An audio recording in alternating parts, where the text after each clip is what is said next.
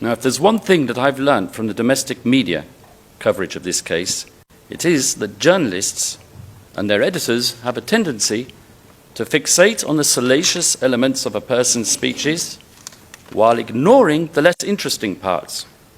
And so it was with Rodrigo Duterte. The prosecution has had its opportunity to show you a selection of these speeches and seems to believe that the more they show, the greater the chances of convincing Your Honours to confirm the charges.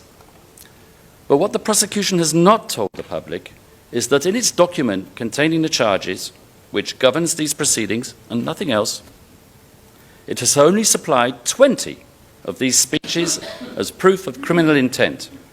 And as I mentioned in my opening statement, 10 of these speeches, including 2 referred to by the deputy prosecutor, actually contain an exhortation to the use of lawful self-defense.